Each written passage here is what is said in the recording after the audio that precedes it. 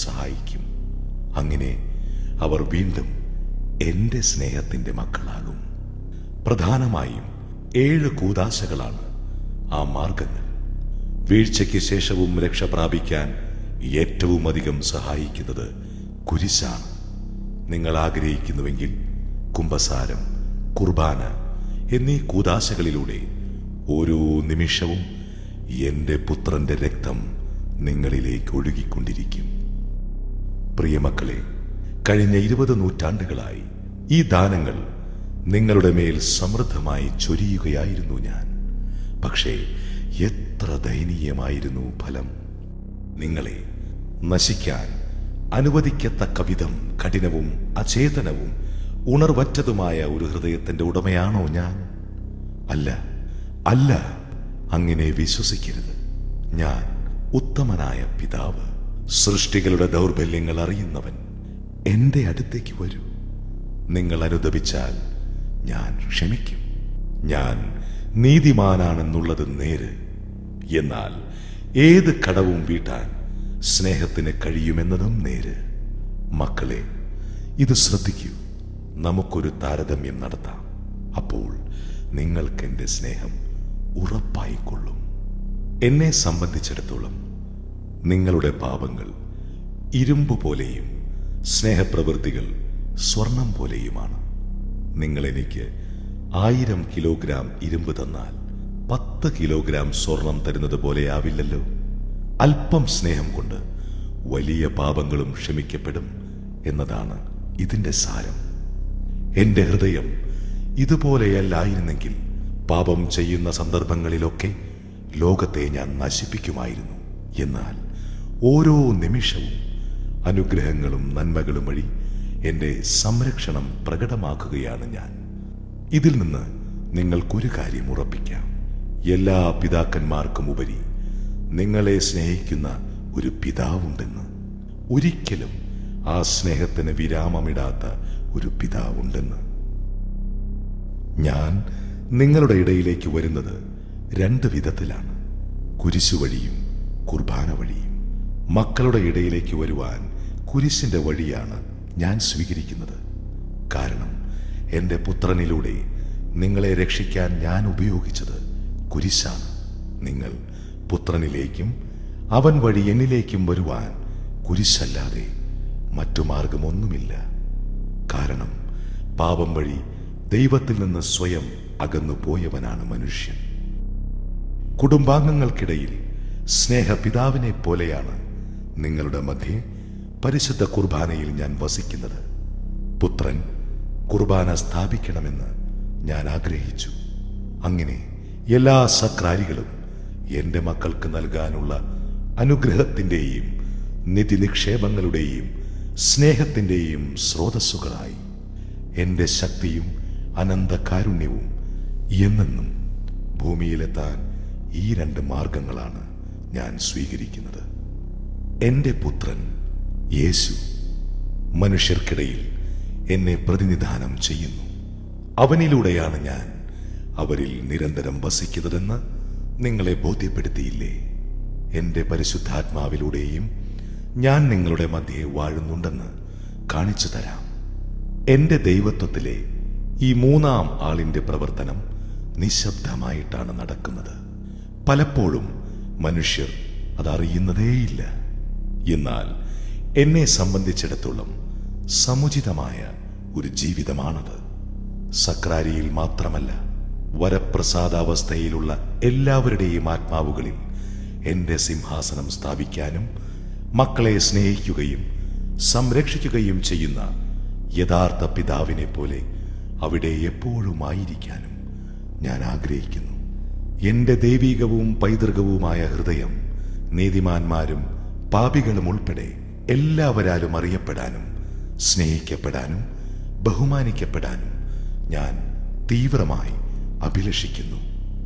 ഈ 3 സമ്മാനങ്ങളാണ് മനുഷ്യരിൽ നിന്ന് ആരാധനയായി കിട്ടാൻ ഞാൻ ആഗ്രഹിക്കുന്നത്. അതുവഴി ഞാൻ എപ്പോഴും കാരുണ്യവാനും നല്ലവനുമായിരിക്കും. ആദം മുതൽ യേശുവിന്റെ വളർത്തുപിതാവായ ജോസഫ് വരെ, ജോസഫ് മുതൽ ഇന്ന് വരെയുള്ളവർക്ക് ഞാൻ എന്തൊക്കെയാണ് ചെയ്തു കൊടുത്തിട്ടില്ലാത്തത്? അതുകൊണ്ട് മനുഷ്യർ അവരുടെ സ്രഷ്ടാവും പിതാവും രക്ഷകനുമായ എനിക്ക് അവകാശപ്പെട്ട പ്രത്യേകമായ ബഹുമാനാദരങ്ങൾ നൽകേണ്ടതാണ്. ദൈവത്തിന് പ്രത്യേകമായ ആരാധന നൽകണമെന്ന് പുറപ്പാടിന്റെ പുസ്തകത്തിൽ വായിക്കുന്നില്ലേ? പ്രത്യേകിച്ച് ദാവീദിന്റെ സങ്കീർത്തനങ്ങളിലുമുണ്ട് ഈ പഠനങ്ങൾ.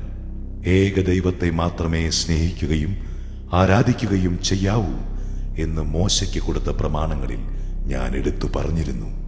സ്നേഹവും ബഹുമാനവും ഒന്നിച്ചു പോകുന്ന രണ്ട് കാര്യങ്ങളാണ്.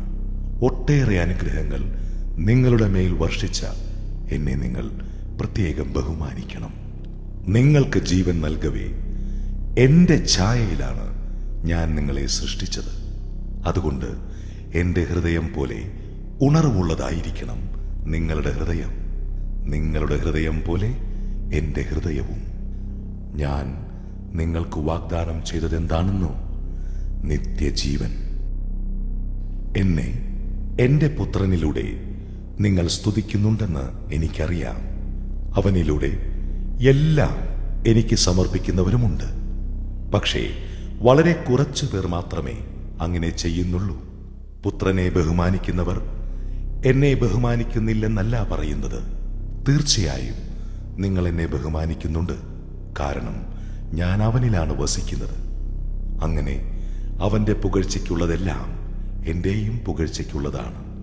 എന്നാൽ സൃഷ്ടാവും പിതാവുമായവനെ മനുഷ്യർ പ്രത്യേക ഭക്തിയോടെ ബഹുമാനിക്കണമെന്നാണ് എന്റെ ആഗ്രഹം. നിങ്ങൾ എന്നെ എന്തുമാത്രം ബഹുമാനിക്കുന്നുവോ അത്രയ്ക്ക് പുത്രനെയും ബഹുമാനിക്കുന്നുണ്ട്. കാരണം എന്റെ അഭീഷ്ടമനുസരിച്ചാണ് അവൻ മനുഷ്യരൂപമെടുത്തതും നിങ്ങളുടെ ഇടയിൽ വന്നതും തന്നെ അയച്ചവനെ നിങ്ങൾക്ക് വെളിപ്പെടുത്തി തന്നതും. നിങ്ങൾക്ക് എന്നെ അറിയാനിടയായാൽ എന്നെയും എന്റെ പ്രിയപുത്രനെയും ഇപ്പോൾ സ്നേഹിക്കുന്നതിലും കൂടുതലായി നിങ്ങൾ സ്നേഹിക്കും. വീണ്ടെടുപ്പിന്റെ രഹസ്യത്തിലൂടെ എന്റെ മക്കളായി തീർന്നവരിൽ പലരും എന്റെ പുത്രനിലൂടെ സകല മനുഷ്യർക്കുമായി ഞാൻ ഒരുക്കിയ മേച്ചിൽ സ്ഥലങ്ങളിലില്ല. ഇത്തരം മേച്ചിൽപ്പുറങ്ങളുണ്ടെന്ന് അറിയാത്തവരായി ഇനിയും എത്ര പേരുണ്ടെന്നോ? എന്റെ കരവേലയുടെ ഫലമായ എത്രയോ ആളുകൾ തങ്ങളെ രൂപപ്പെടുത്തിയ കൈകൾ ഏതെന്നറിയുന്നു പോലുമില്ല. സഭയുടെ ആരംഭകാലം മുതൽ നിങ്ങൾ പ്രത്യേക ഭക്തിയോടെ എന്നെ ബഹുമാനിച്ചിരുന്നുവെങ്കിൽ 20 നൂറ്റാണ്ട് കഴിഞ്ഞിട്ടും വിഗ്രഹാരാധന, വിജാതീയത, വ്യാജ ദുഷ്ട വിഭാഗങ്ങൾ എന്നിവയിൽ വളരെ കുറച്ചാളുകൾ മാത്രമേ കാണുമായിരുന്നുള്ളൂ. എന്റെ സമയം സമാഗതമായിരിക്കുന്നു. ഞാൻ അറിയപ്പെടുകയും സ്നേഹിക്കപ്പെടുകയും ബഹുമാനിക്കപ്പെടുകയും വേണം. അങ്ങനെ അവരുടെ സൃഷ്ടാവായ എനിക്ക് അവരുടെ പിതാവാകണം, രക്ഷകനാകണം, ഒടുവിൽ അവരുടെ നിത്യാനന്ദത്തിന്റെ വിഷയവും. ഇപ്പോൾ ജീവിച്ചിരിക്കുന്ന എല്ലാവരുടെയും ലോകാവസാന നാൾ വരെ ഞാൻ സൃഷ്ടിക്കുന്ന സകലരുടെയും പിതാവാണ് ഞാൻ. എനിക്കൊന്നേ വേണ്ടൂ, എല്ലാവരെയും സ്നേഹിക്കുകയും അവർക്കെന്റെ കൃപാവരം നൽകുകയും അവർ അനുദപിക്കുമ്പോൾ ക്ഷമിക്കുകയും ചെയ്യുക എന്നത് മാത്രം.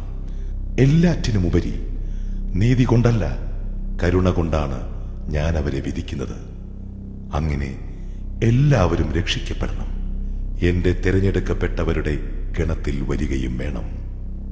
ഞാൻ നിങ്ങൾക്ക് നിത്യവും ഫലം ചെയ്യുന്ന ഒരു വാഗ്ദാനം നൽകുകയാണ്.